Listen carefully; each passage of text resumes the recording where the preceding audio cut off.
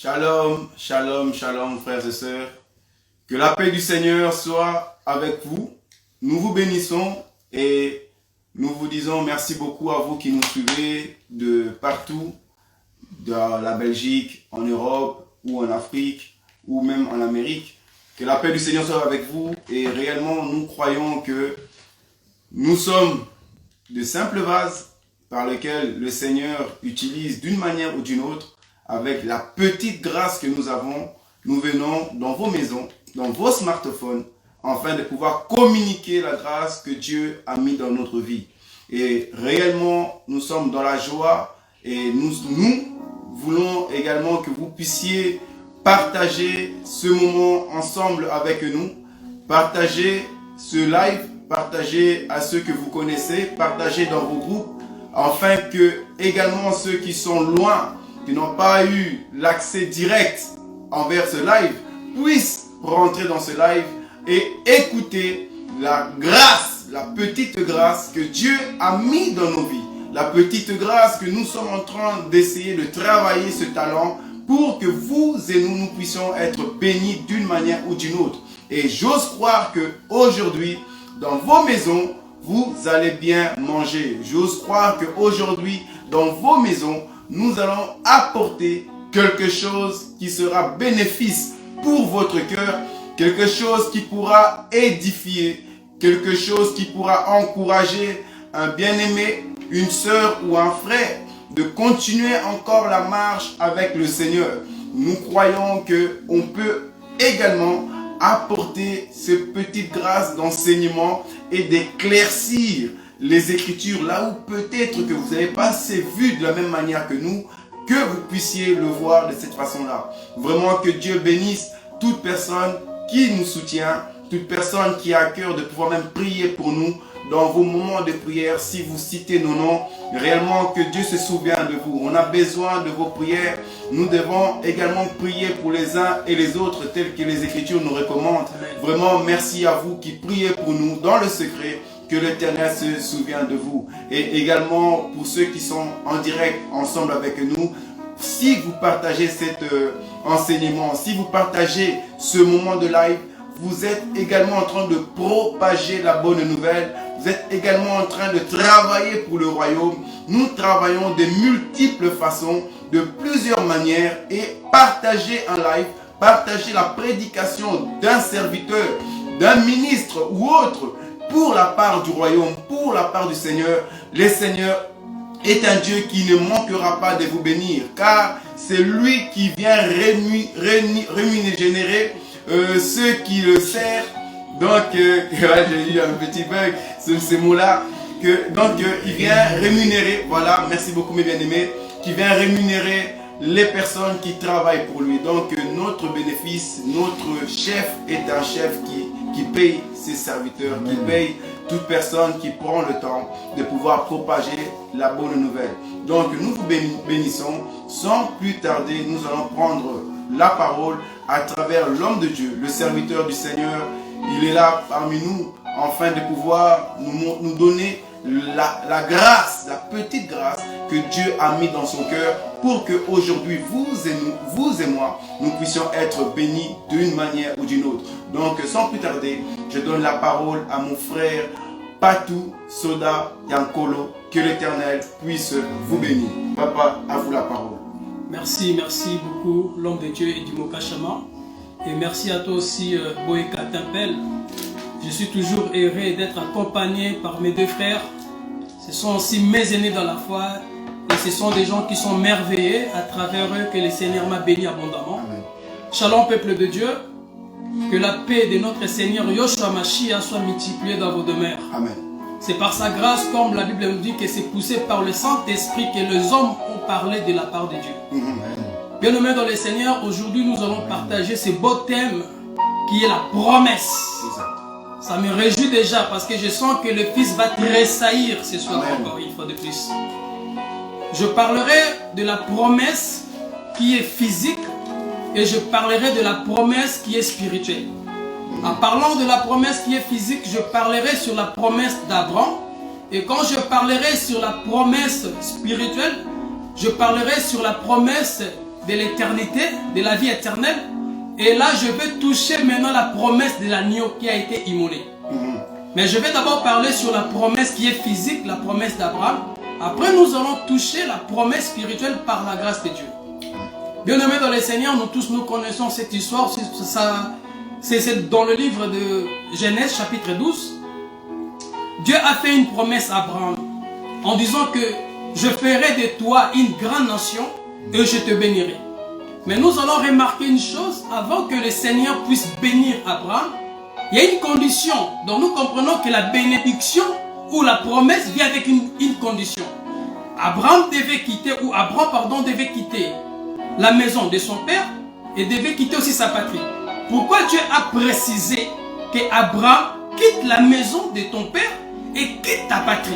Or, nous disons que la maison du père d'Abraham ici représente une autorité. Parce qu'Abraham était païen et le père d'Abraham, il s'appelait Terah, aussi était un païen. Donc nous voyons l'autorité qui régnait sur Abraham. Abraham devait quitter cette autorité-là. Et quand Dieu nous dit que, quand Dieu parle à Abraham, il dit que tu vas quitter aussi ta patrie. Or, la patrie représente des habitudes, des coutumes, des traditions que Abraham était lié avec. Donc voilà, raison pour laquelle Abraham devait quitter la maison du père et quitter sa patrie. Parce qu'Abraham pouvait quitter la maison de son père et rester dans sa patrie, mais de peur que quand il reste dans sa patrie et que les influences ou les mauvaises activités puissent revenir afin qu'Abraham puisse retourner dans la maison de son père. En fait, je m'explique. Quand nous allons vers notre destinée pour obtenir ce que Dieu nous a promis, bien-aimés dans le Seigneur, nous devons quitter.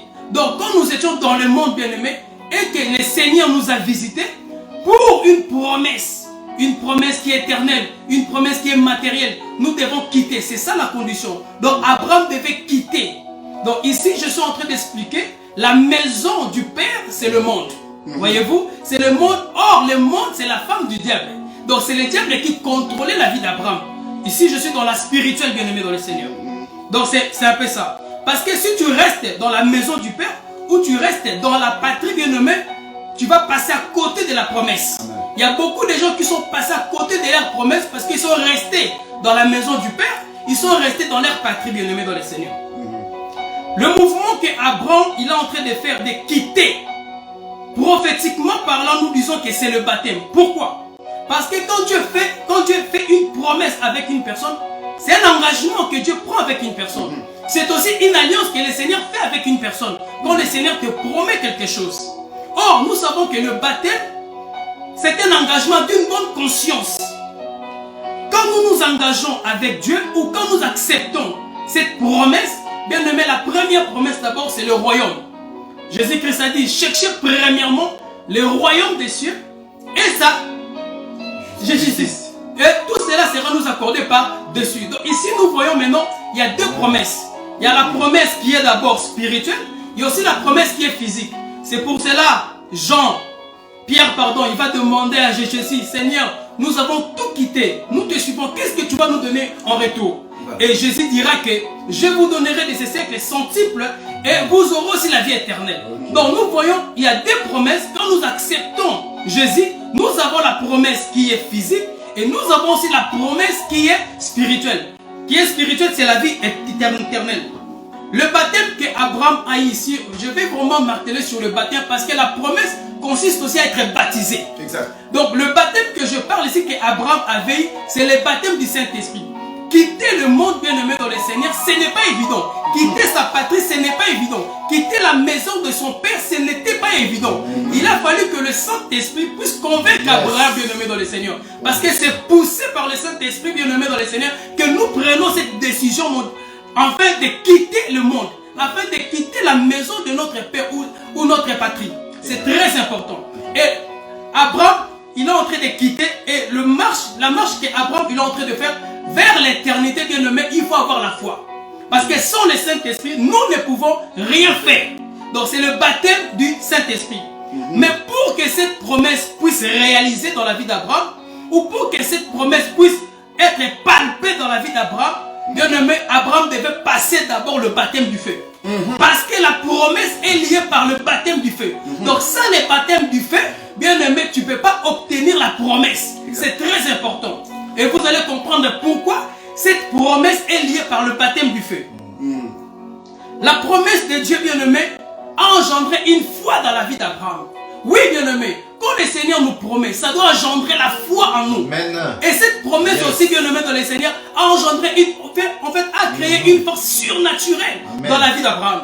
Quand Dieu te promet quelque chose, bien aimé, dans le Seigneur, ça doit engendrer la foi. Quand Dieu te promet quelque chose, bien aimé, dans le Seigneur, ça va te donner une force surnaturelle, bien aimé. Si David a combattu contre Goliath, ici je suis vraiment dans la doctrine. Si David a combattu Goliath, parce qu'il y avait une promesse. Le roi avait promis que c'est lui qui va combattre contre Goliath. Je vais franchir la maison de son père et je lui donnerai ma fille comme femme. Voyez-vous? Donc imaginez-vous maintenant que si tu combats cette personne, tu auras tout ça. David a posé la question 3 fois. Réellement, que le roi dit ça. Raison pour laquelle David, cette promesse a engendré la foi en David. Cette promesse, bien aimée dans le Seigneur, a donné une force surnaturelle à David pour combattre Goliath. C'est très important, nous devons le savoir. Si quelqu'un te promet quelque chose, il te dit, ma sœur, mon frère, viens à 5 h du matin, tu auras ça. Vu que c'est une promesse, ça va te donner la force de venir. Même quand tu te réveilles à 8 h du matin, mais ces jours-là, tu vas te réveiller à 3 h. Parce qu'il y a une promesse qui est là. C'est très important. Amen. Mais malgré la promesse que Dieu a fait à Abraham, nous allons remarquer à un moment donné, Abraham va commencer à tâtonner, à terverger. C'est tout à fait normal. Oui, tu peux avoir la promesse de Dieu, mais tu peux tâtonner aussi. Oui, le Seigneur t'a promis un mariage. Je n'en disconviens pas. Mais tu peux aussi tâtonner, bien aimé dans le Seigneur. Ce n'est pas la première personne que tu vas fréquenter, ça sera la bonne personne. Dieu t'a promis un travail. Oui, ce n'est pas le premier entretien que tu vas aller, on va t'embaucher, bien aimé. Non, tu vas commencer à tâtonner. Et à tâtonnant, le Seigneur va te... En fait, à tâtonnant maintenant que le Seigneur maintenant, il fera de toi, il va te donner des cours. À ton tournant, le Seigneur, il est en train de te tailler. À ton tournant, le Seigneur, il est en train de te préparer, bien aimé dans le Seigneur.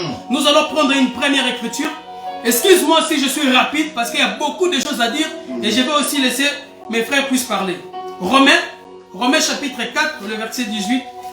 Romains chapitre 4, le verset 18.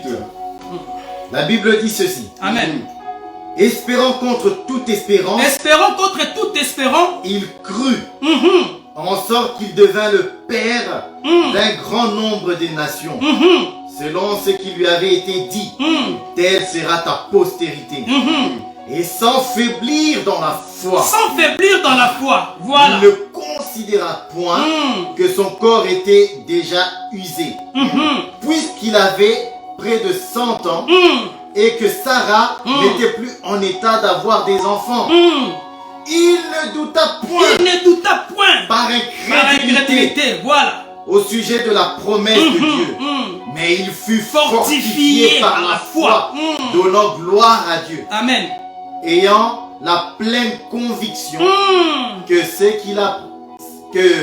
qu'il promet, il peut aussi l'accomplir. Amen, mon frère, que le Seigneur te bénisse. Amen. Bien aimé dans le Seigneur. Ici, nous voyons Abraham était devenu vieux.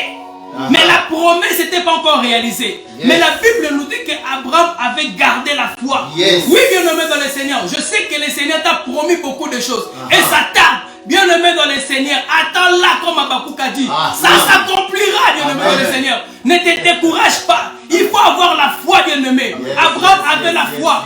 Bien aimé dans le Seigneur. Quand Dieu a visité Abraham, il avait 75 ans. Mais nous allons voir la promesse, ça va se réaliser 25 ans plus tard. Bien aimé dans le Seigneur. Les gens pensent que quand le Seigneur te promet quelque chose, du jour au lendemain, tu vas l'obtenir. Non, bien aimé. Si le Seigneur te promet un mariage, ce n'est pas forcément mardi tu auras le mariage. Non. Parce que tu ne vas pas bien gérer le mariage, bien aimé dans le Seigneur. Le Seigneur doit te préparer d'abord. C'est très important. Dieu fait la promesse dans le temps. Et la promesse, ça va s'accomplir au temps convenable. C'est très important. Pourquoi? Nous devons savoir que le temps est une notion fondamentale qui est conçue comme un lien infini dans lequel succèdent des événements. Parce que chaque promesse de Dieu est conditionnée par une condition humaine. C'est très important. Qu'est-ce que je veux dire par là?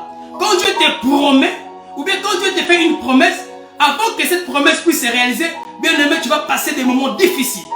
Tu vas passer des temps de galère, bien-aimé. Oui, c'est ça que nous appelons maintenant le baptême du feu. Et à travers ces événements-là, le Seigneur va commencer à te tailler. Le Seigneur va commencer à te briser. C'est très important. Joseph a eu le problème. Joseph, malgré les songes, tout consort, nous savons le résultat. Joseph devait passer par le baptême du feu. Abraham devait passer par le baptême du feu. Le baptême du feu est très important, bien-aimé, dans le Seigneur. Parce que la promesse est liée avec le baptême du feu. Tu dois être brisé, bien-aimé. De peur que quand tu auras la promesse, que tu puisses pas être orgueilleux, bien-aimé. Raison pour laquelle le Seigneur doit te préparer. Quand Dieu fait une promesse, bien-aimé, la promesse de Dieu, il y a une loi que nous disons, une loi planification. Donc Dieu va planifier d'abord pour que cette promesse puisse être réalisée. Dieu, il va tout arranger. C'est ça le schéma prophétique de Dieu, bien-aimé. C'est ça le schéma prophétique de la volonté de Dieu. C'est très important. Et la promesse, c'est un processus, bien-aimé, dans le Seigneur. La promesse de Dieu, c'est un processus. Imaginez-vous, bien-aimé, la Bible nous dit qu'à un moment donné, il y a eu la famine dans le pays. Exact. Abraham, il va demander à sa femme, Sarai. Sarah, regarde, il y a la famine. Nous allons en Égypte, bien-aimé. Mais vu que tu es belle de figure, je sais que les Égyptiens vont me tuer et ils vont te laisser en vie. J'aime. Et bien-aimé dans le Seigneur, Abraham a dit à Sarai, Sarai, quand nous allons aller là-bas, je vais te présenter comme ma sœur. Et la Bible nous dit que quand ils sont partis en Égypte, les grands de Pharaon vantèrent la beauté de la femme. Et Pharaon a donné la dot à Abraham. Dans cet évangile, nous le confirmons. Voilà. Parce que Pharaon a donné le bain de brebis des ânesses, il a donné à Abraham pour avoir Sarai. Maintenant, imaginez-vous, si Sarai n'était pas stérile, Dieu savait pourquoi il devait rendre Sarai stérile en ce moment. C'est bien. Voilà, pour que Sarai ne puisse pas tomber enceinte, bien-aimé. Parce que le Seigneur devait planifier d'abord. Donc, en fait, la promesse de Dieu, bien-aimé dans le Seigneur, il y a la loi de planification. Dieu doit planifier toutes choses. Toute promesse Dieu fait, il accomplit au temps convenable. Maintenant, je te demande, quelle est l'attitude que tu peux avoir avant que la promesse se réalise? C'est ça le problème. Quelle est l'attitude que tu peux avoir? Bien-aimé, il faut avoir la patience. Et la patience, bien-aimé dans le Seigneur, c'est le fruit de l'esprit, bien-aimé dans le Seigneur. Mais aujourd'hui, nous voyons que beaucoup de chrétiens ne sont pas patients, bien-aimé. C'est triste. Oui, Dieu t'a promis, mais tu dois être patient, bien-aimé. Le temps relève notre capacité de la patience, bien-aimé dans le Seigneur.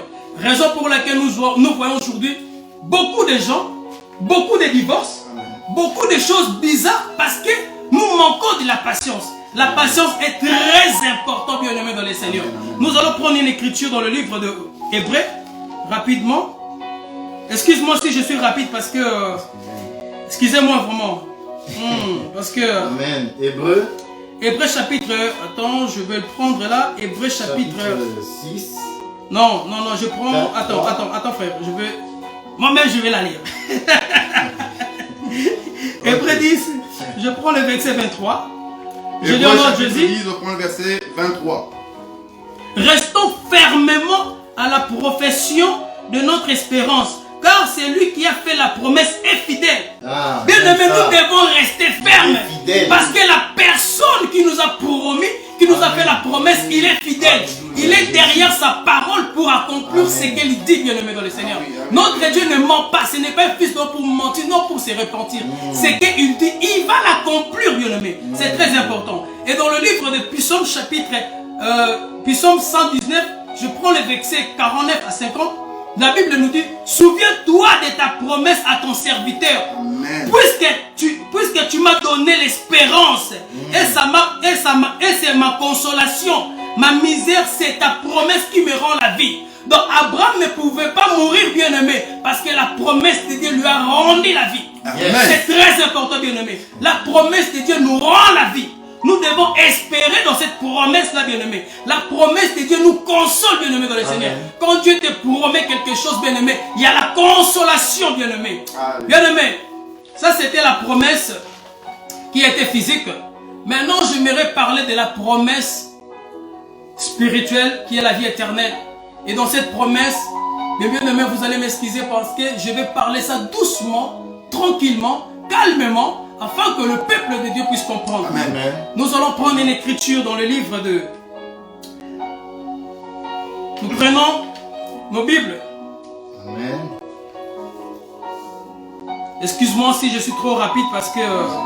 excusez-moi, pardon. Genèse chapitre 3, je prends le verset... je prends le verset 15. Genèse chapitre 3, verset 15. Je lis au nom de Jésus. Amen.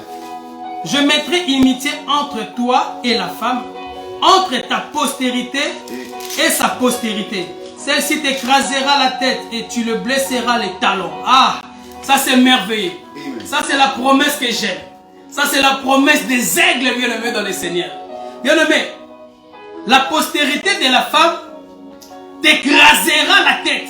Et la postérité du serpent, bien-aimé, blessera les talons de la postérité de la femme. Ok. Cette promesse a été accomplie sur la croix de Golgotha. Jésus-Christ est venu dans le monde par le biais d'une femme.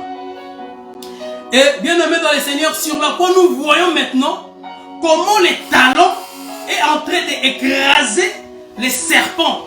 Les serpents anciens qui est le diable, bien-aimé dans le Seigneur. Mais cependant, les serpents doivent blesser la postérité de la femme au talon. La femme là, nous disons que c'est le corps de Jésus. Sur la croix de Golgotha. Parce que Christ ne meurt jamais, mais la personne qui était morte, c'est Jésus. Et la postérité de Jésus, c'est nous l'église bien-aimée dans le Seigneur. Donc nous comprenons que l'œuvre de la croix, c'est une promesse. Que l'Éternel avait déjà accompli, bien-aimé. Que l'Éternel avait accompli déjà, avait déjà prévenu ça bien avant. Pour sauver l'homme. Amen. Pour sauver son peuple. Parce que l'agneau a été immolé avant la création du monde. L'agneau de Dieu a été immolé, bien-aimé. Donc nous comprenons que le nom de Jésus, c'est un nom que le Seigneur nous avait promis. Parce que en son nom, que tout genou doit fléchir et toute langue confesse qu'il est Seigneur. C'est une promesse, bien-aimé dans le Seigneur. Parce que tout le monde ne croit pas au nom de Dieu. Donc ceux qui sont, tout le monde ne croit pas au nom de Christ. C'est seulement un peuple que le Seigneur a réservé, un peuple que le Seigneur a promis. Parce que dans son nom, bien-aimé dans le Seigneur, que nous ayons la vie éternelle à travers le nom de Jésus-Christ de Nazareth, que nous puissions avoir la vie éternelle. Parce qu'aujourd'hui, nous voyons, il y a des noms, mais ces noms-là qui ne mènent pas à la vie éternelle. Il y a seulement le nom de Christ. Or, le nom-là, c'est une promesse pour nous, les enfants de Dieu, bien-aimés dans le Seigneur. La vie éternelle est une promesse que le Seigneur nous a donnée. Mais pour que nous puissions obtenir cette promesse, bien-aimés dans le Seigneur, la postérité du serpent doit nous mordre, bien-aimés, doit nous faire de blessures au talon. Or, nous disons qu'à travers les talons, que nous possédons ce que le Seigneur nous a promis. Le Seigneur nous a promis la vie éternelle à travers les talons, bien-aimés dans le Seigneur. Que le Seigneur nous a promis la vie éternelle, bien-aimés dans le Seigneur. Ici, j'explique. Cette blessure au talon, c'est le venin. Oui, c'est le venin que les serpents, bien-aimés, est en train d'injecter pour que nous puissions avoir des difficultés de marcher dans la vie chrétienne, bien-aimés. Oui, c'est le venin, bien-aimé, que l'ennemi a proposé, où l'ennemi veut que nous puissions avoir des difficultés pour marcher, bien-aimé, dans le Seigneur. Le venin que je suis en train d'expliquer, c'est quoi? Je vais prendre une écriture dans le livre des Jean, 1 Jean, pardon. 1 Jean. Je prends 1 Jean chapitre 2, le verset 25. Je lis au nom de Jésus. 1 Jean chapitre 2, verset 25. Et la promesse qu'il nous a faite, c'est la vie éternelle. Je vous écris ces choses au sujet de ceux qui vous égarent. Oui, bien-aimés. Donc, les gens qui nous égarent, bien-aimés dans le Seigneur, c'est la postérité du serpent. Pourquoi? Parce qu'ils ne veulent pas que nous puissions posséder notre héritage, qui est la vie éternelle. Raison pour laquelle, bien-aimés, dans notre marche, il y a la séduction, il y a des tentations, il y a des tribulations, il y a des épreuves. C'est ça, bien-aimés. C'est ça le blessure du talon que la postérité du serpent, bien-aimé, nous injecte afin que nous ne puissions pas obtenir notre promesse. Bien-aimé, Dieu a fait la promesse aux enfants d'Israël que je vous donnerai la terre de Canaan. Mais Dieu n'a pas montré que les enfants d'Israël devaient combattre. Quand Dieu te promet quelque chose, il ne te montre pas les dégâts. Non, il ne te montre pas le combat. Mais Dieu a dit que je vous donnerai la terre de Canaan. Mais bien aimé dans le Seigneur, pour que les enfants d'Israël puissent posséder la terre de Canaan, ils ont combattu. Bien sûr que nous avons la promesse. Mais pour posséder cette promesse, nous devons combattre, bien-aimés dans le Seigneur. Oui, nous avons la promesse, je n'en disconviens pas, mais nous devons combattre. C'est très important. Raison pour laquelle l'apôtre Paul a dit que c'est avec beaucoup de tribulations que nous allons rentrer dans le royaume des cieux. C'est avec des tribulations. Ici, je suis en train d'expliquer les tribulations, bien-aimés dans le Seigneur. C'est les blessures du talent, bien-aimé. Oui, c'est ça. C'est ça, bien-aimé. Des tribulations, des soucis, des problèmes, bien-aimé. Afin que pour que nous puissions hériter le royaume des cieux. Jésus-Christ a dit, cherchez d'abord premièrement le royaume des cieux. Et ça, justice. Donc nous voyons justice qui veut dire la sanctification. Justice qui veut dire la sainteté. Justice, bien-aimé. Or, c'est par la foi que nous sommes justifiés. Donc même la promesse, ça nous demande aussi d'avoir la foi. Nous devons avoir la foi pour croire, bien-aimé dans le Seigneur, ou pour obtenir cette promesse. C'est très important, bien-aimé dans le Seigneur. Bien-aimé, la Bible nous dit, à celui qui vaincra, je lui donnerai la royauté. Il régnera avec moi. Oui, bien-aimé, la royauté c'est pour nous. Nous devons vaincre. C'est une promesse, bien-aimé dans le Seigneur. Pour nous, les enfants de Dieu. C'est très important. C'est une promesse. Bien-aimé, nous voyons l'enlèvement d'Enoch. Nous voyons l'enlèvement d'Élie. Bien-aimé, c'est une promesse pour nous, les enfants de Dieu. L'enlèvement, c'est une promesse, bien-aimé. Même les gens qui sont morts. La Bible dit que les gens qui sont morts en Christ, ils vont ressusciter. C'est une promesse aussi pour les gens qui sont morts en Christ. Il y a une nuance. Tu es mort, oui, mais en Christ ou pas. Voilà, c'est une promesse aussi, bien-aimé dans le Seigneur. C'est une promesse pour nous. Et cette promesse, nous devons garder ça jalousement, bien-aimé. De la même manière aussi, bien-aimé, le Seigneur nous a promis. Raison pour laquelle, bien-aimé, nous devons combattre pour obtenir cette promesse. Abraham a combattu pour obtenir la promesse de Dieu, bien-aimé. La promesse de Dieu, ce n'est pas pour les gens qui sont fainéants. Non, c'est pour décourager. Les gens qui sont violents, bien-aimé. La promesse est faite pour ces gens-là, bien-aimé. C'est quoi la promesse? La promesse est toute personne de Christ. La promesse est toute une personne de Christ, bien-aimé dans le Seigneur. La promesse est venue par la salutation à travers l'ange. Quand l'ange est venu voir Marie, oh, nous expliquons ici, Marie, c'est le type de l'église, bien-aimé. C'est Marie, bien-aimé, qui est le type de l'église. Quand l'ange est venu, lui a promis. Or, cette promesse-là, bien-aimé, c'est le Fils. Et le Fils, dans le Fils, nous avons la promesse, bien-aimé, dans le Seigneur. Et c'est notre Seigneur Jésus-Christ qui guérira notre blessure, bien-aimé, causée par le diable. Cette blessure-là, le Seigneur va essuyer nos larmes. Parce qu'il y avait la promesse. Parce que l'agneau a été immolé avant la fondation ou avant la création du monde, bien-aimé dans le Seigneur. Bien-aimé, il est le réparateur de cœur brisé. Oui, nous avons la promesse, mais pendant notre marche, nous avons des difficultés, mais nous croyons que cette promesse, nous allons obtenir parce que nous avons la foi et nous avons l'espérance, bien-aimé, dans le Seigneur. Et cette espérance fera en sorte que nous puissions obtenir cette promesse. La promesse qui est plus importante, bien-aimé, ce n'est pas le matériel, mais la promesse qui est plus importante, bien-aimé, c'est le royaume des cieux. C'est la vie éternelle. Que le Seigneur vous bénisse abondamment. Je laisse la place. Que le Seigneur bénisse. Applaudissons, acclamons pour le Seigneur. Acclamons, acclamons, acclamons, acclamons pour le royaume. Acclamons, acclamons. Réellement, réellement. Alléluia. Dieu nous a fait grâce. Merci beaucoup. Nous avons écouté avec les deux oreilles. Et j'ose croire que Dieu a parlé à une personne d'une manière ou d'une autre. J'ose croire que cet homme, réellement aujourd'hui, a su enlever le vêtement du crocodile, afin que nous puissions voir sa nudité. Vous voyez ces choses? Il nous a enseigné sur la promesse, il nous a parlé sur la promesse, que la promesse, elle est grande et vaste. Et également, j'ai beaucoup aimé lorsqu'il a touché la beauté de Sarah. Donc, nous croyons que le roi, devant la beauté, le roi craque. Et ça, c'est merveilleux. Nous gardons ça pour nous. Et je bénis l'homme de Dieu qui a pu prendre le temps et avec la grâce que Dieu lui a donnée de pouvoir nous parler aujourd'hui sur la promesse. Et sans plus tarder, nous allons passer au deuxième intervenant. J'ose croire que lui également peut aujourd'hui encore enlever le vêtement du crocodile afin que nous puissions voir sa nudité. Vous voyez ces choses. Donc, sans plus tarder, nous passons la parole à notre bien-aimé frère, Boïka Lacolombe. Frère, à vous la parole. Amen, amen, amen. En tout cas, Que Dieu vous bénisse et pour ce moment que vous nous donnez à rester devant et à écouter la parole de Dieu. Que sa grâce nous accompagne parce que nous en avons besoin. Sans la grâce, nous ne comprendrons certainement rien du tout. La Bible nous dit que nous sommes sauvés par sa grâce au moyen de la foi, alors que sa grâce nous accompagne. Très important. Amen. Alors, nous parlons aujourd'hui, notre thème c'est sur la promesse. La promesse. Parlant de la promesse, nous voyons directement Abraham. Parce que la Bible, quand on parle des promesses, on voit directement la promesse que Dieu a faite à Abraham.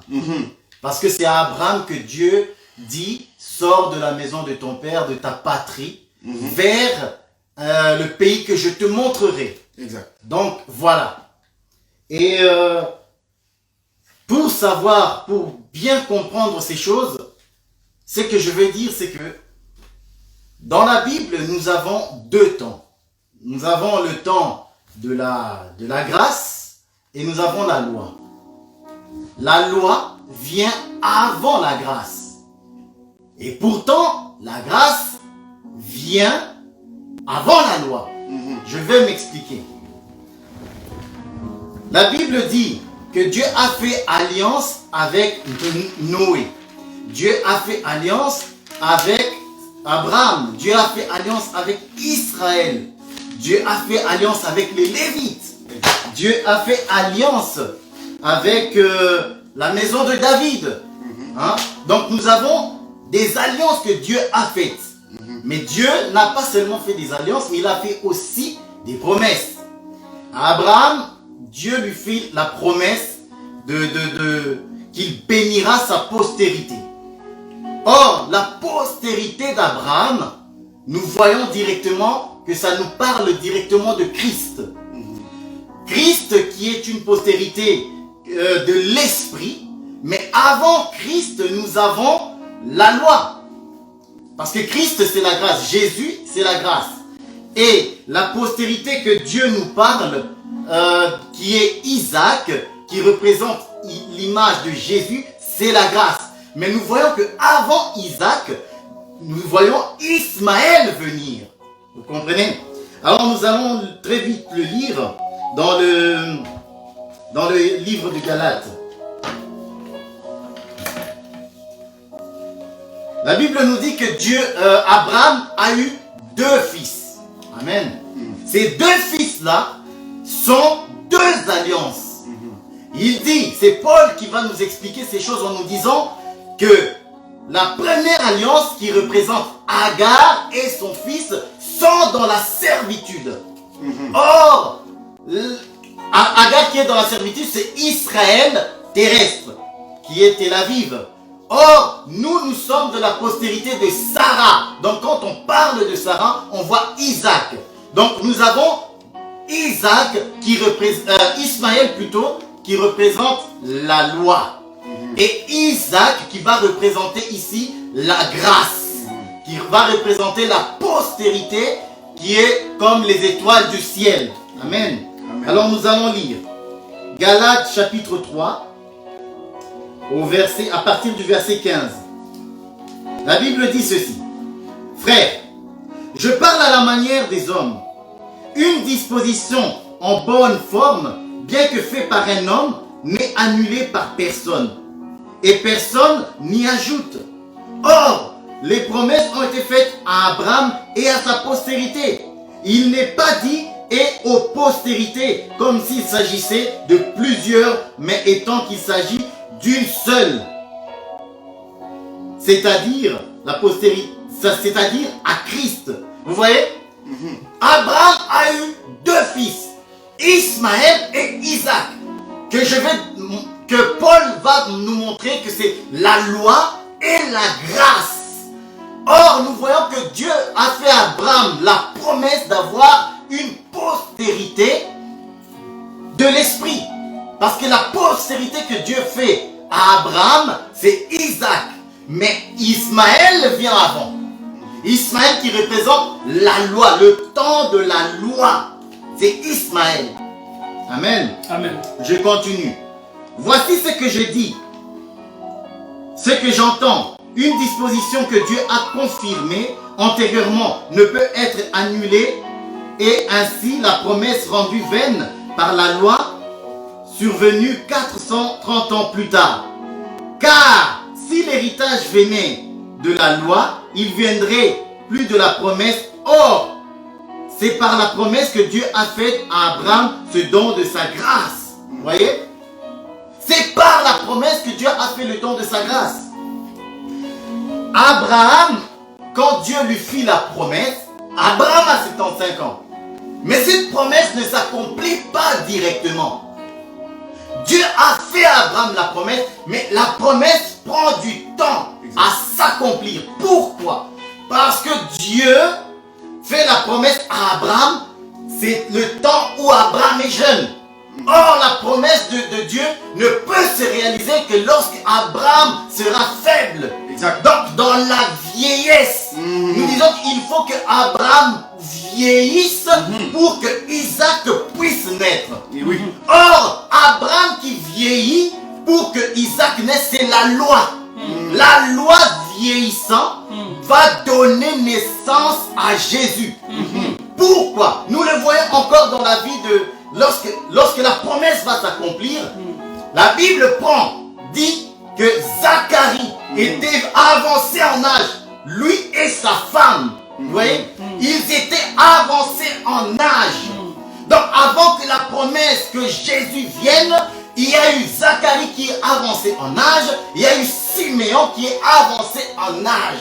Donc la loi doit vieillir pour que Jésus-Christ naisse. Amen. Amen. Excusez-moi, aujourd'hui je n'ai pas de pupitre, ça me dérange un peu par rapport à mon cahier qui est un peu par terre. Alors je vais le poser sur la table. Voilà. Donc, Dieu qui fait la promesse à Abraham, cette promesse a été héritée par 3 personnes. Abraham est le père qui a hérité de cette promesse. Ensuite, Isaac a hérité de cette promesse. Et Jacob a hérité de cette promesse. Les patriarches, tous les 3, ont hérité de cette promesse. Par là, nous voyons et nous comprenons que cette promesse est divine. Pourquoi? Parce que nous voyons le Père, nous voyons le Fils et nous voyons l'Esprit. Je prends à Jacob comme l'Esprit. Pourquoi? Parce que c'est en Jacob que Israël va devenir une nation, va former une nation des 12. Or, nous savons que c'est l'Esprit qui a la responsabilité de rassembler le peuple de Dieu. Et en rassemblant le peuple de Dieu, il faut bien qu'il y ait un témoignage. Or, nous savons que le témoignage doit être, selon qu'il est écrit, celui-ci est mon fils bien-aimé en qui j'ai mis toute mon affection. Et nous voyons que Jacob ici est à l'image du Saint-Esprit qui a un tendre amour pour son fils qui est Joseph. On le voit comment? Joseph étant le premier-né de Rachel, Jacob l'aimant lui fit une robe bigarrée en plusieurs couleurs, montrant que Joseph c'est le fils aîné. Donc Jacob plutôt témoigne de l'amour pour Joseph. Or c'est Joseph qui va être le libérateur de ses frères.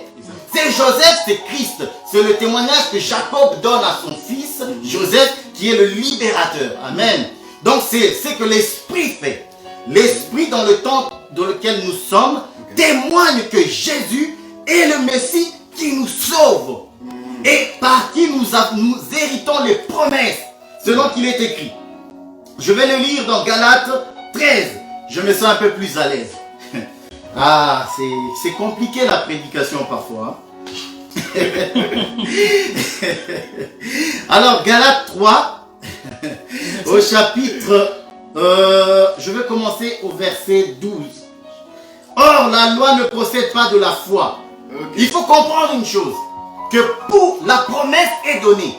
Mais si la promesse ne trouve pas la foi, elle est morte. Pourquoi? Parce que la foi, c'est ce qui va être manifesté par Abraham. Il a reçu la parole, la marche d'Abraham va confirmer qu'il a vraiment, réellement cru. Selon que la parole dit, si ta foi n'a pas les œuvres, elle est morte. Yes. Or, nous comprenons que la foi sans les œuvres est morte. Ouais. Les œuvres, c'est quoi? Les œuvres, c'est marcher conformément à cette promesse qui t'a été donnée. Et Abraham a marché conformément à la promesse qui lui avait été donnée. Amen. Yes. Alors, je vais lire le verset 13.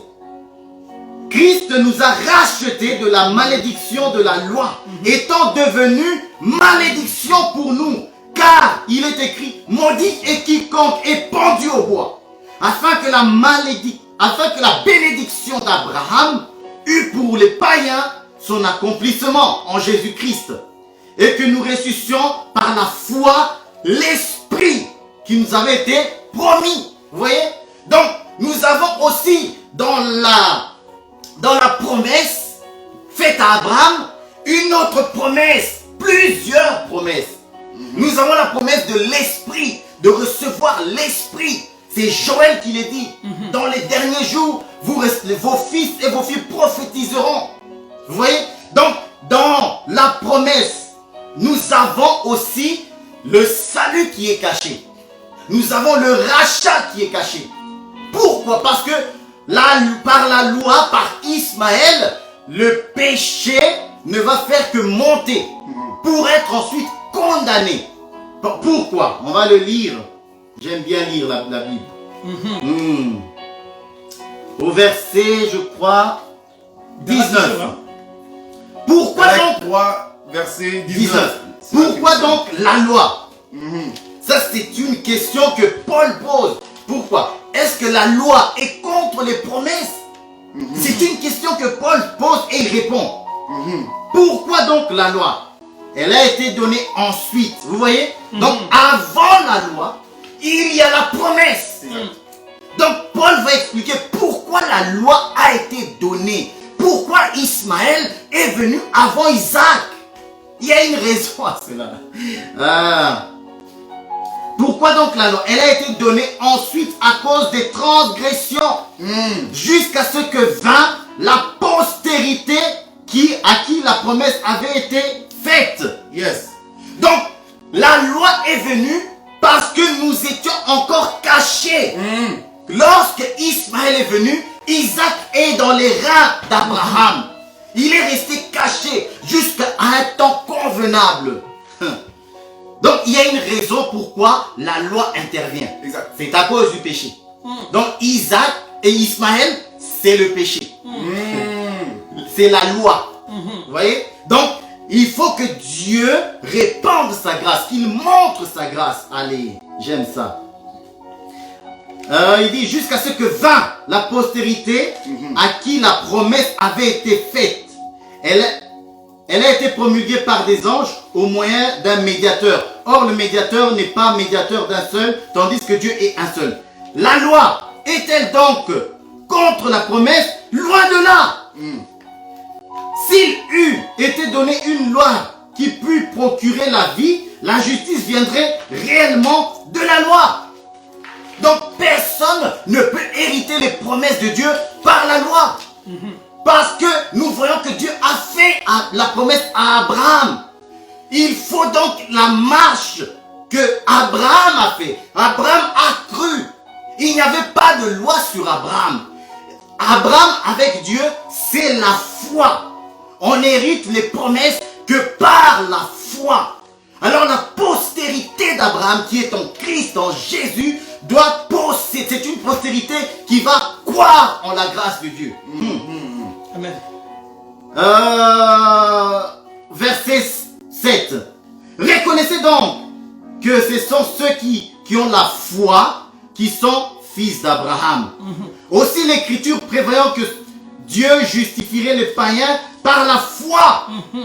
Dieu a fait la promesse. Mais l'héritage de cette promesse s'obtient par la foi. Pourquoi? Parce que dans la promesse, il y a le rachat. Il y a le salut qui est caché dedans. Donc si tu veux posséder toutes ces choses, c'est uniquement par la foi. On va continuer. Alors il dit quoi? Verset 22. Mais l'Écriture a tout renfermé sous le péché, afin que ce qui avait été promis, vous voyez, afin que ce qui avait été promis fût donné par la foi, et non par la loi, par la foi. Donc toutes les promesses que Dieu fait, si tu n'as pas la foi, tu ne sauras pas la saisir.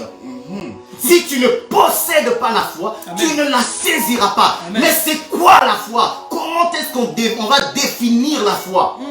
Oh, on va définir la foi plus tard. Avant que la foi vînt, nous étions enfermés sous la garde de la loi, en vue de la foi, qui devait être révélée. Donc nous étions cachés. Ainsi la loi a été comme un pédagogue, j'aime ça, pour nous conduire à Christ, afin que nous fussions justifiés par la foi. La foi étant venue, nous ne sommes plus sous ce pédagogue. La foi étant venue, nous ne sommes plus sous la malédiction, parce que la loi c'est la malédiction. Nous ne sommes plus sous le pédagogue de la loi, parce que la loi révèle le péché. La foi nous délivre de ce pédagogue. Pourquoi? Parce que nous avons hérité de la bénédiction. Et là où il y a bénédiction, il n'y a point de malédiction. Or, la loi, c'est la malédiction. La Bible dit, il n'y a plus de condamnation pour ceux qui sont en Jésus-Christ. Yes. Pourquoi? Parce qu'ils sont maintenant comme Isaac, fils de la promesse. Ils ne sont plus sous ce pédagogue, sous la loi, sous la malédiction. Nous sommes fils de Dieu en Jésus-Christ, héritiers du royaume. Ah, j'aime cette parole. Amen. Amen. Alors je dis ceci. Vu que la foi est venue, nous ne sommes plus sous le pédagogue. Je vais le lire.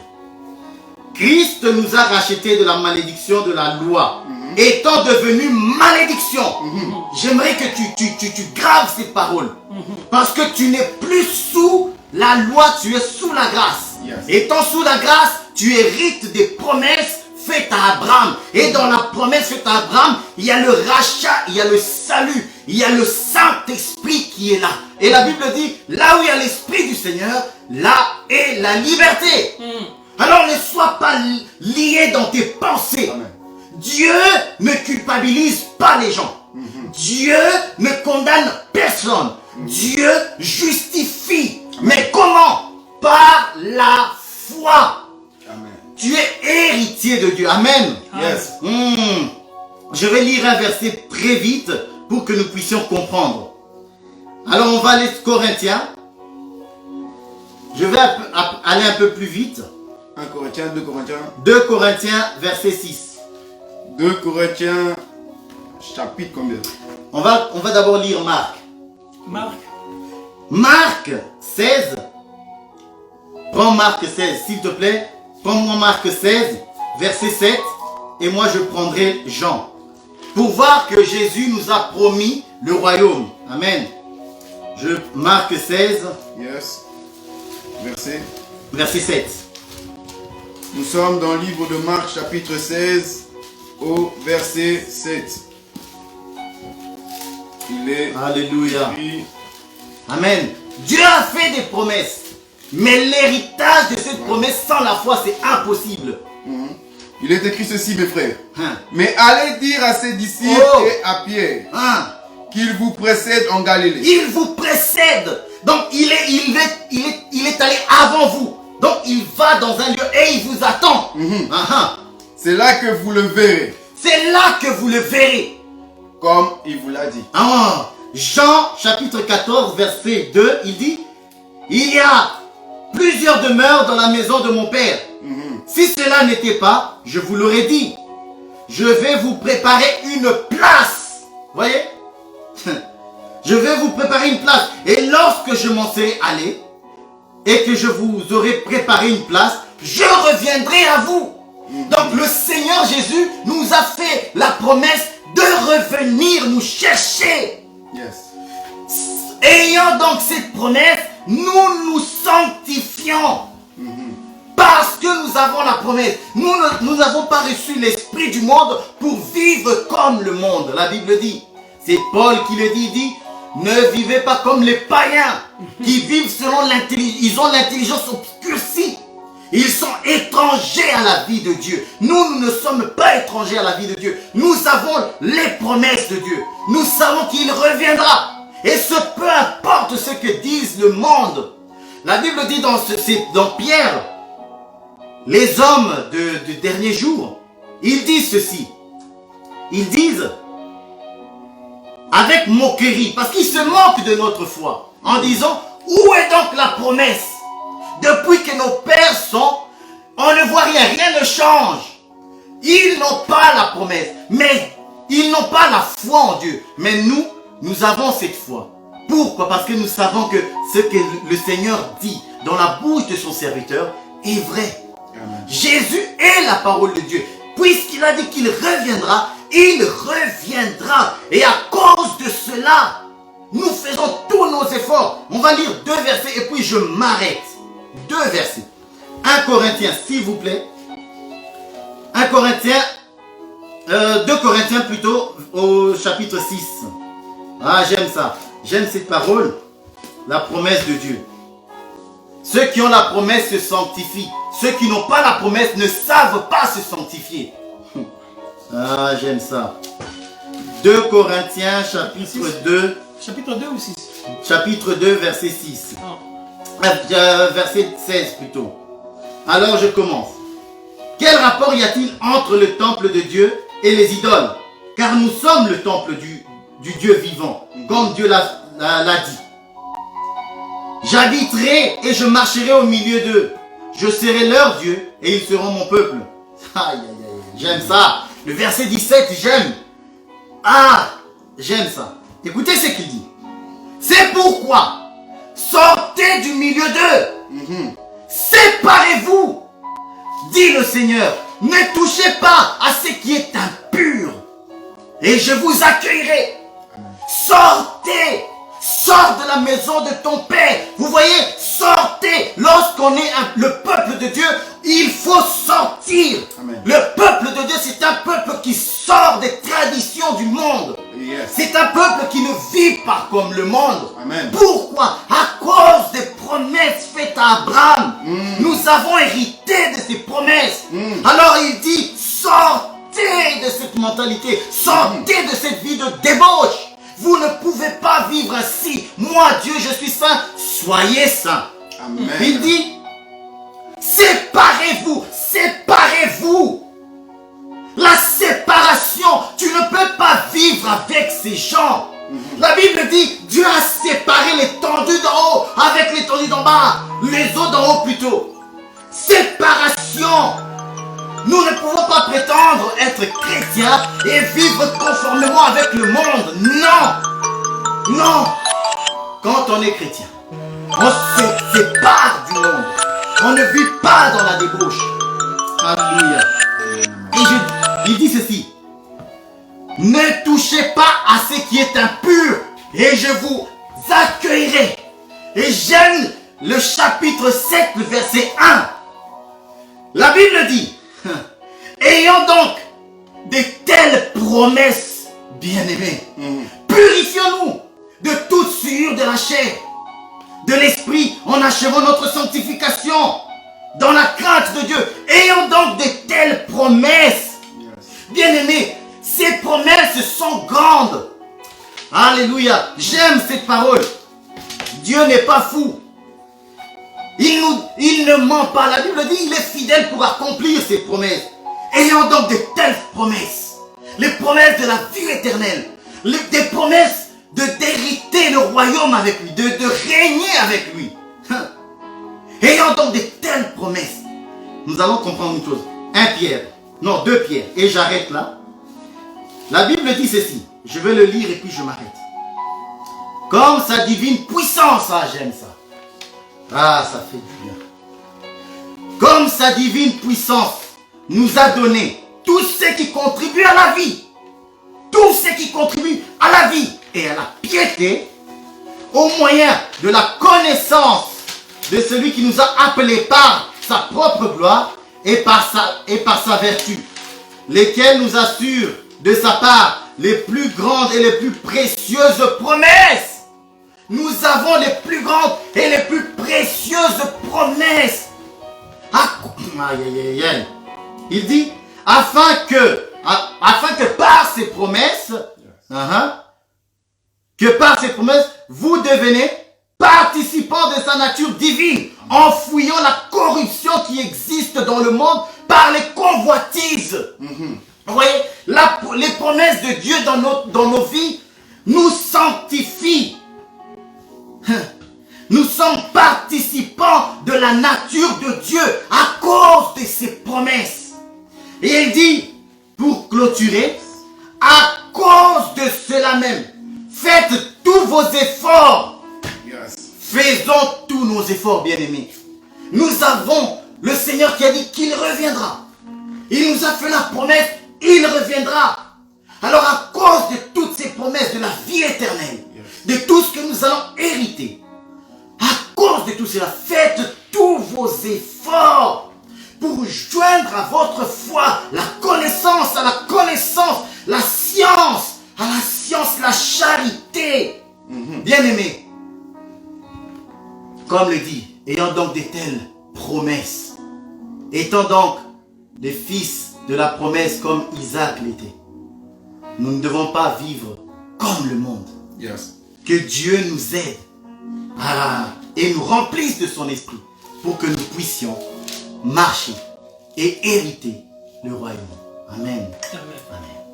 Pouvons-nous acclamer pour le Seigneur? Acclamons pour le Seigneur. Acclamons pour le Seigneur. Acclamons. Alléluia. Dieu est merveilleux, Dieu est grand, Dieu est formidable. Amen. Nous bénissons le Seigneur pour la parole qui nous a été enseignée. Nous devons avoir la foi. Sans la foi, la promesse ne pourra pas s'accomplir. La Bible dit que le juste vivra par sa foi. Donc, ce que Dieu t'a promis, la chose va se réaliser selon ce que notre bien-aimé nous a enseigné par la foi. Il faut que tu aies la foi, même si que tu commences à grandir en âge. Abraham ait la foi que Isaac viendra. Donc nous bénissons le Seigneur. Vraiment merci pour la parole, homme de Dieu. Merci pour l'enseignement, l'exhortation que tu nous as donné.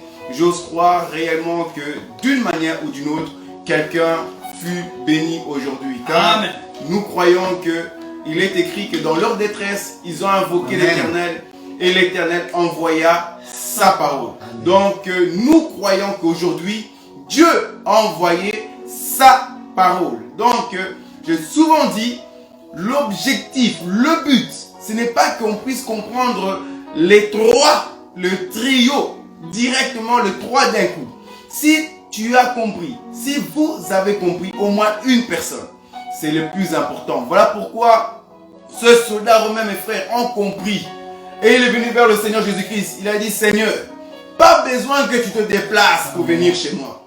Dis seulement un seul mot. Donc nous croyons que même un mot, la vie peut être donnée. Donc si vous retenez une seule personne, la vie peut être communiquée. Vous retenez le message, la parole d'une personne ou quoi, Dieu peut faire grâce dans votre vie d'une manière ou d'une autre. Donc nous bénissons le Seigneur et sans plus tarder, nous allons continuer dans cette marche qui est le thème intitulé La promesse, que nous avons baptisé aujourd'hui ce passage-là, ce message-ci. Voici la promesse, c'est un engagement comme notre bien-aimé a dit. C'est promettre quelque chose à une personne, c'est s'engager que tu vas faire quelque chose. Par écrit ou oralement, tu t'engages à faire quelque chose, ça veut dire que tu l'as promis. Amen. Donc nous allons lire une promesse, mes frères. Sans plus tarder, ouvrons nos écritures dans le livre de Jean chapitre 3, frères. Jean chapitre 3. Jean chapitre 3. Verset 3 au verset 5. Verset 3 au verset 5. Jean chapitre 3, verset 3 au verset 5, mes frères. Ok, je lis. Mon Jésus. Amen. Jésus lui répondit. En vérité, je te le dis. Si un homme ne naît d'eau ne naît de nouveau, plutôt, il ne peut voir le royaume de Dieu. Ok. Ça, c'est la promesse qu'il dit qu'on a fait. Si un homme ne naît de nouveau, ne peut voir le royaume des cieux. Ok, papa, tu veux qu'on Nicodème lui dit, comment un homme peut-il naître quand il est vieux? Ah, il a compris qu'il faut être vieux pour ça. Peut-il rentrer dans les seins de sa mère et naître? Jésus répondit, en vérité, je te le dis, si un homme ne naît d'eau et d'esprit, il ne peut entrer dans le royaume de Dieu. Ne peut entrer, ne peut voir. Ok? Donc, nous avons une promesse du Seigneur Jésus qui dit à Nicodème, Nicodème, voici la promesse qui vous est faite. Là, je commence. Que si tu ne nais d'eau, tu ne peux pas voir le royaume des cieux. Pour voir le royaume des cieux, il faut naître de nouveau. Vous voyez ça? Mais maintenant, pour rentrer dans le royaume des cieux, il faut naître de nouveau et d'esprit. Naître d'eau et d'esprit. C'est la promesse. Pour que nous puissions voir rentrer dans le royaume des cieux. Or, c'est l'objectif de tout un chrétien. Amen. Pour que nous puissions, l'objectif, c'est rentrer dans le royaume des cieux. Yes. Ça, c'est la promesse. Rentrer. Si nous croyons au Seigneur et que nous servons le Seigneur, c'est que nous puissions rentrer. Nous refusons de voir. Nous voulons rentrer. Donc, mais nous devons comprendre que cette écriture, frère, il y a beaucoup de combats là-dedans. Il y a beaucoup des épines. Parce que Jésus dit qu'il faut naître de nouveau et baptiser du Saint-Esprit. Mais or, nous allons constater dans ce monde, frère, il y a des personnes qui ont reçu le baptême d'eau. La personne a reçu aussi le don spirituel, a reçu aussi le baptême d'esprit. Il a servi le Seigneur pendant 15 ans de ministère puissant, baptisé, prophétisé, déclarer des choses, manifester le surnaturel. Et demain, la personne chute et abandonne la foi. Vous voyez?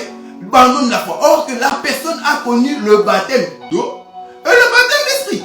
Mais il abandonne la foi et il sort totalement de ces choses. Or, Jésus dit, si nous sommes nés de nouveau, et si nous sommes nés d'esprit, et d'eau et d'esprit, nous sommes obligés. Il s'engage que nous allons rentrer dans la promesse. Or, cette écriture nous donne, c'est tout un bégaiement. Il faut expliquer ces choses. Car vous et moi, nous cherchons à hériter le royaume. À rentrer dans le royaume. Mais là, c'est tout un bégaiement. Parce que tu peux être baptisé. Tu peux prophétiser, proclamer les écritures. Décortiquer les écritures et rater le royaume, frère. Vous voyez? Donc, ici, Jésus... Frère, nous croyons que si moi j'ai passé par là, un assemblée des saints, passer par là, voir que Jésus parlait à Nicodème et dire ça, nous aurons chippé énormément. Nous allons dire, Nicodème, ça là, ne prends pas ça à la lettre. Non, nous allons expliquer ça. Donc, vous allez comprendre ce qu'est naître de nouveau, naître d'eau et d'esprit, pour que nous puissions avoir la vie éternelle. Or, comme mes bien-aimés ont pu expliquer, frère, tout a commencé par Abraham. Dieu dit à Abraham, tu auras une descendance. Ta descendance ira en captivité pendant 400 ans. Et à la 4e génération, je viendrai les secourir pour les amener à Canaan. Or, le Canaan, nous disons que c'est ça la vie éternelle, frère. C'est là que ça coule le lait et le miel. C'est la poitrine de Sarah. C'est là qu'il y a le lait et le miel. Mais nous ne sommes pas là-bas. Donc, le peuple doit sortir et aller à Canaan. Maintenant, remarquez ce qui se passe. Dieu il donne les principes de baptême d'eau et d'esprit pour que nous puissions rentrer dans la pays des promesses.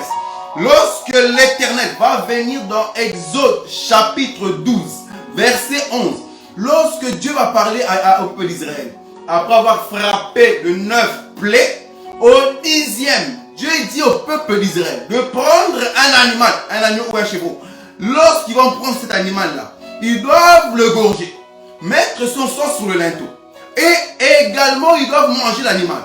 Or, pour manger cet animal, selon Exode 12, 11, il y a des principes, frère. Ces 3 principes, c'est ça la clé pour être baptisé réellement et recevoir la vie éternelle. La clé est quoi?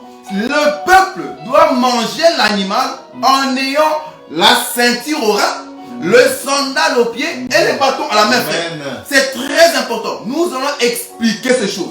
Remarquez, je vais prendre la ceinture. Que veut dire la ceinture? Selon Ephésiens 6, 14, la Bible nous dit que la ceinture veut dire la vérité. Amen. Tu comprends ça? Mais je ne vais pas glisser là-bas. Je vais expliquer la ceinture. Qui est capable de pouvoir porter la ceinture? La Bible dit dans le livre de Jean chapitre 21 verset 18. Jésus va parler à Pierre. Il dit: Pierre, lorsque tu étais jeune, toi-même tu mettais ta ceinture. Mais lorsque tu seras vieux, un autre te mettra la ceinture. Nous bénissons un autre là. Parce que nous connaissons ce qu'il y a un autre là. Donc un autre te mettra la ceinture et il va te guider là où tu ne voudras pas. Donc nous comprenons que la ceinture qu'un autre là met, il le met seulement quand tu es vieux. Vous voyez ça? Donc l'animal pour la manger, la promesse pour manger cet animal, il faut manger ça en tant qu'un vieillard. Vous voyez ça? Parce que toi tu ne peux pas manger en tant que jeune. Pour manger l'agneau et sortir de l'Égypte, il faut être un vieillard. Vous voyez ça? Or, nous allons expliquer ces choses. Dieu, parce que c'est lui qui met les ceintures. Parce que la ceinture, c'est tout un homme. C'est lui-même, il dira ceci: je suis le chemin, la vérité et la vie. Or, la vérité, selon Ephésiens chapitre 6, 14, c'est ça la ceinture. Jésus dit: je suis le chemin, la ceinture et la vie. Donc, nous croyons que Dieu dit ceci, qu'il résiste aux orgueilleux et il fait grâce aux hommes. Or, la grâce, c'est tout un homme. Vous voyez ça? Donc, Dieu vient toujours mettre la ceinture à une personne. C'est très important. Mais remarquez chez notre patriarche Abraham, Dieu a plusieurs fois passé là-bas pour mettre la ceinture. Mais il y avait toujours un embauche, il y avait toujours un problème. Un jour maintenant, Dieu va marcher. Il va marcher, Abraham va voir le Seigneur. Il dit: oh, Seigneur, si tu trouves grâce devant tes yeux, viens chez moi. Le Seigneur va venir. Et il va maintenant dire: écoutez, moi j'ai envie de donner la ceinture. Est-ce que vous êtes prêts à recevoir la ceinture? La Bible dit ceci: Sarah rit. Genèse chapitre 18, mes frères. Sarah rit. Genèse 18, verset 12. Sarah rit et elle dit ceci: maintenant que je suis vieille, aurais-je encore des désirs? Mon Seigneur aussi est vieux. Oh, Sarah dit: maintenant que je suis vieille, aurais-je encore des désirs? Oh, Sarah est en train de dire que non. Selon Jean chapitre 21, 18, je suis capable de prendre la ceinture. Parce que la ceinture appartient que aux vieux. Vous voyez ces choses? Donc si tu es jeune, Sarah, tu ne peux jamais recevoir le fils. Vous voyez ça? Pour recevoir la ceinture, qui est le fils, il faut momentanément être un vieillard. Amen. Vous voyez? Et ce vieillard, frère, il ne doit pas avoir de désir. Oh, mais il y a un problème, frère. Parce que selon Genèse chapitre 3, Genèse chapitre 3, mes frères, la Bible dit au verset 16 que Dieu a fait la promesse à Ève que tes désirs se porteront vers ton mari et ton mari dominera sur toi. Or, nous disons que les désirs c'est pour la femme. L'homme n'a jamais de désir. Voilà pourquoi Sarah, lisez bien les textes, elle dit: maintenant je suis vieille, aurais-je encore le désir? Mon Seigneur aussi est vieux. Elle n'a pas dit: mon Seigneur aussi est vieux, aura-t-il des désirs? Non! Sarah respecte les Écritures. Elle sait que les désirs c'est pour la femme, c'est pas pour l'homme. L'homme n'a jamais de désirs, frère. L'homme domine ce désir. Vous voyez ça? Or, Sarah est en train de dire: maintenant que je suis vieille, aurais-je encore des désirs? Sarah dit ceci: je suis un homme. Voilà. Quand la ceinture appartient à l'homme, frère, c'est l'homme qui met la ceinture à la maison. Vous voyez ça? Donc l'Éternel ne peut conduire que les hommes. Vous voyez? Donc nous disons ici, frère, toutes les personnes qui ont des désirs, selon la promesse de Genèse chapitre 3, verset 16, ce sont des femmes. Voilà. Si tu vois un bien-aimé, frère, il est en train de courir encore derrière les petites femmes, courir encore devant la masturbation, la pornographie, les bagarres, les insultes. Comprends? C'est une femme. C'est une faiblesse. Voilà, il faut laisser. Donc, les seigneurs, la promesse du Seigneur pour manger l'agneau, afin de pouvoir sortir de l'Égypte, il faut être un vieux. Il faut tuer les désirs. Il faut être un homme. Voilà ce que nous disons. Or, il y a ce que nous disons, la ceinture aura, et aussi il faut avoir le sandal au pied. Or, le sandal au pied, frère, que cela veut dire? Le sandal au pied veut dire évangile de paix selon Ephésiens chapitre 14, verset 15. C'est l'évangile. Donc, nous comprenons que frère, pour avoir la promesse et sortir de l'Égypte, l'agneau doit être mangé avec les pieds propres, frère. Dieu se préoccupe que nous puissions avoir les pieds propres. Vous voyez ça? Donc, quand tu vois un serviteur prêcher des bêtises, prêcher le ministère de l'homme, parler de lui, nous comprenons qu'il a des pieds sales. Vous voyez? Il a des pieds sales et des pieds purs. Nous disons dans cet évangile, frère, seul le Seigneur seul a la capacité et l'autorisation d'avoir des pieds sales. Voilà. Il est lui seul qui peut parler de lui-même. Vous voyez ça? Il parle que de lui-même. Donc le Seigneur seul peut avoir les pieds sales. Qui nous explique ça? Mais Genèse chapitre 18. À un moment donné, le Seigneur marchait. Il marchait. Abraham voit le Seigneur. Il dit, hey, Seigneur, si j'ai trouvé grâce devant tes yeux, ne passe pas ici. Viens chez moi. Seigneur, il vient chez Abraham. Abraham a couru. Il a fait quoi? Il a pris de l'eau pour laver les pieds du Seigneur. Vous voyez ça? Parce que le Seigneur avait des pieds sales. Abraham va laver ses pieds.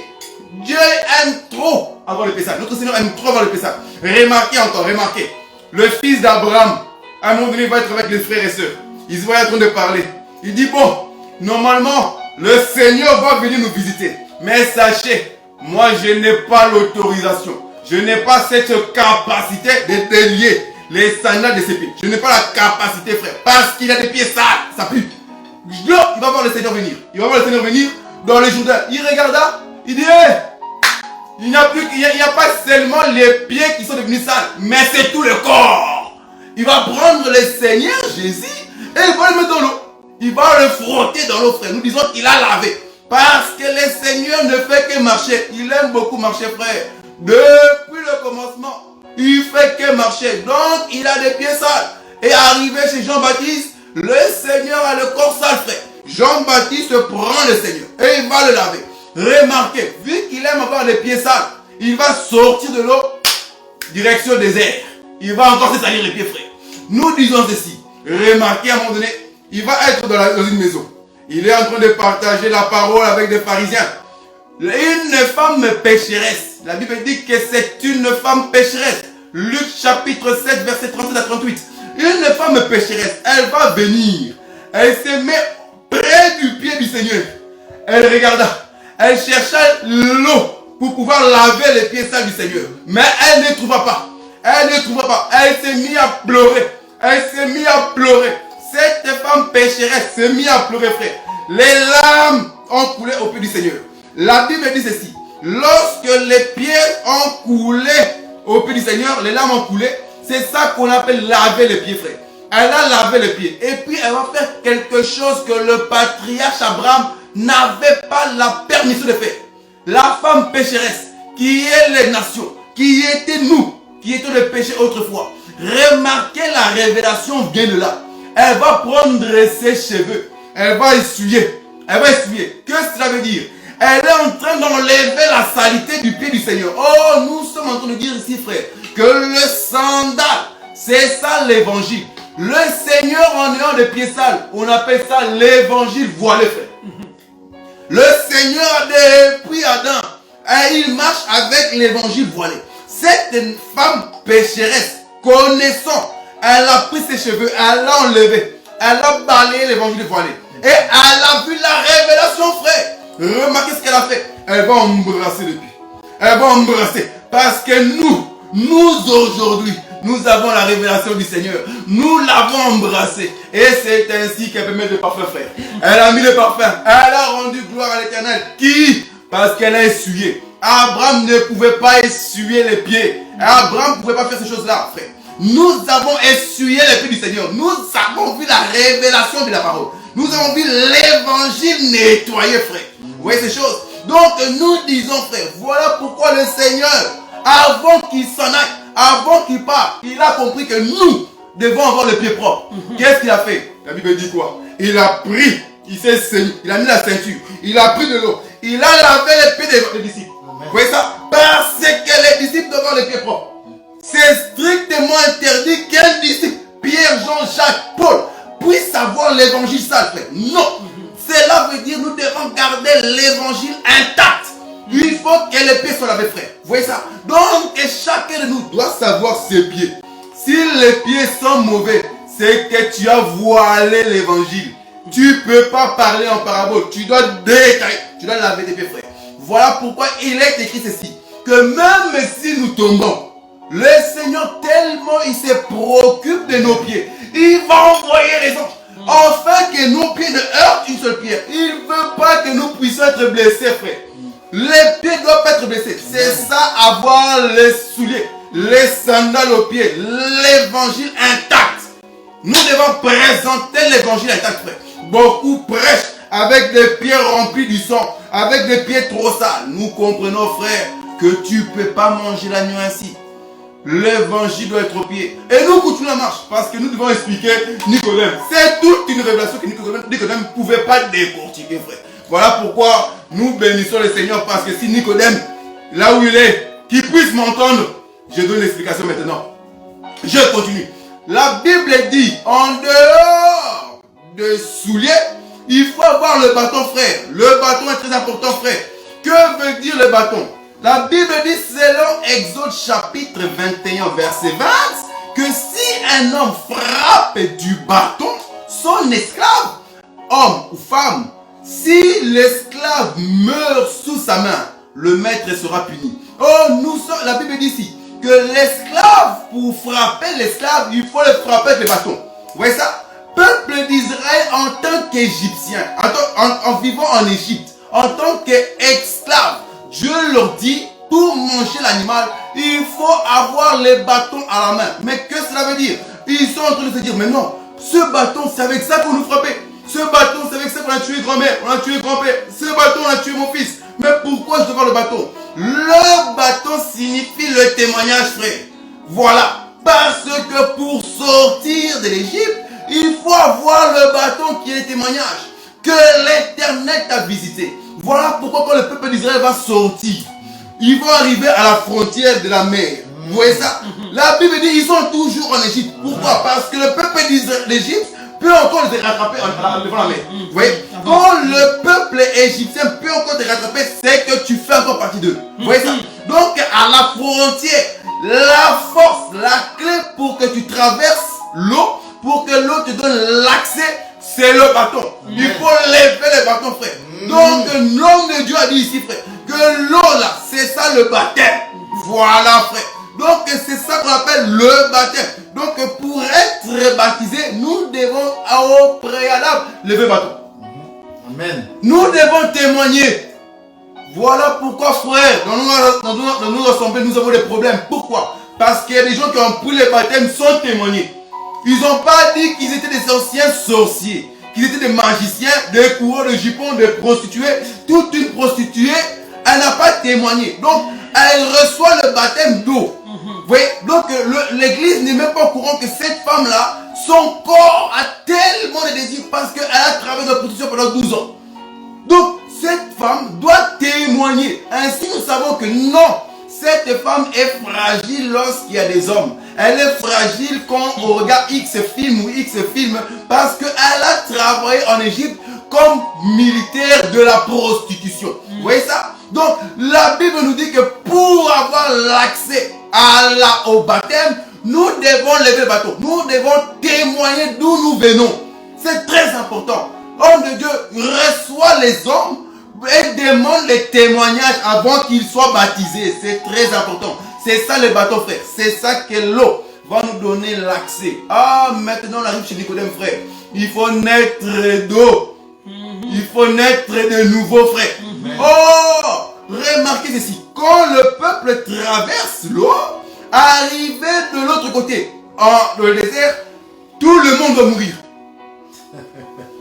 C'est la mission de Dieu. Tout le monde doit mourir dans le désert, frère. Même Moïse est mort, frère. Vous voyez ça? Même Aaron est mort. Tout le monde doit mourir dans le désert, frère. C'est ça l'objectif. Quand tu traverses l'eau de baptême, nous devons contempler, nous devons analyser, frère, si réellement le désert t'a tué. Parce que personne ne peut aller à Canaan s'il n'est pas mort dans le désert. Ne me parlez pas de Josué, ne me parlez pas de Caleb, Éléazar et Itamar. Parce que les 4 individus, frère, c'est l'ombre de l'évangile. Vous voyez, nous avons l'explication de qui est Josué, qui est Caleb, qui est Éléazar et qui est Itamar. C'est les 4 évangiles qui présentent la marche du Seigneur. Vous voyez ça? Parce qu'il faut les 4 pour donner l'agneau. Il faut les 4 pour enseigner aux nouveau-nés. Pourquoi? Remarquez qu'il y avait 2 sacrificateurs et 2 étrangers, Caleb et Josué, et les 2 sacrificateurs, Éléazar et Itamar. Or, dans les 4 évangiles, nous allons voir 2 sacrificateurs, 2 apôtres, qui est Lévi, Matthieu, et qui est Jean. Et nous allons voir Caleb et Josué, qui ne sont que Marc et Luc. Parce que eux, ils n'étaient pas des seigneurs frères. Ce n'étaient pas des sacrificateurs. Ces gens qui viennent rendre témoignage. Nous continuons la marche. Remarquez, dans le désert, frère, tout le monde doit mourir. Voilà. Nous disons que mourir là, c'est ça qu'on appelle naître de nouveau. Voilà. Pourquoi? Parce que si tu ne meurs pas, tu ne peux pas naître. Voilà. Oh, la génération qui va naître dans le désert, c'est dans la révélation, nous comprenons que c'est tout le peuple qui était mort qui sont revenus à la vie. C'est ça la résurrection en Christ Jésus. Nous sommes morts dans l'eau de baptême et nous avons repris vie. Donc cette nation est morte dans le désert et ils ont repris vie en étant la nouvelle génération. Vous voyez ça? C'est ainsi qu'ils vont traverser, frère. C'est ça que nous disons naître d'eau. Naître de nouveau. Parce que Jean chapitre 3 au verset 3, Jésus dit au Nicodème qu'il faut naître de nouveau pour voir le royaume. Or, naître de nouveau c'est ça. Mourir et revenir à la vie. Mais ça se passe où, frère? Dans le désert. Jésus explique Nicodème que ça se passe dans le désert. C'est ça ne te fait pas encore rentrer à Canaan. Ça là, c'est que tu puisses voir le royaume des cieux. Or, nous disons ceci, frère. Qui va nous expliquer ça? Et Moïse dans le désert, avant, il a dû voir Canaan. Parce que dans le désert, c'est voir le Canaan. On ne rentre pas. On est de nouveau, mais on voit Canaan de loin. Mais ceux qui vont rentrer dans Canaan, frère, il faut naître maintenant d'esprit. Voilà. Or, nous allons voir ceci, frère. Pour que le peuple puisse traverser et rentrer à Canaan, il y aura un obstacle qu'on appelle le Jourdain. Et remarquez ce qui est formidable. C'est là que je vais m'arrêter. Pour traverser le Jourdain, le peuple doit lever les mains en l'air et lever l'arche de l'alliance. Pour traverser le Jourdain, c'est l'arche qui doit être élevée, frère. Si tu ne lèves pas l'arche, le Jourdain ne te donnera pas d'accès. Nous comprenons, frère, que toute personne, pour avoir l'héritage, la promesse de naître de nouveau, d'eau et d'esprit, pour rentrer dans le royaume des cieux, l'objectif c'est ces principes-là. Et arriver pour rentrer dans le royaume des cieux, il faut élever l'arche. Élever l'arche, frère, nous sommes en train de dire ceci, frère. C'est ça qu'on appelle élever Jésus. Donc nous devons élever le Seigneur. Parce que c'est lui le véritable arche, mes frères. Nous devons l'élever. Beaucoup de gens n'élèvent pas le Seigneur. Ils sont nés d'eau. Ils sont nés de nouveau. Mais ils n'élèvent pas le Seigneur. Bien-aimé, pour que tu puisses avoir l'accès, tu dois élever le Seigneur. Cela veut dire témoigner, parler de sa part, lui rendre la gloire qu'il est due.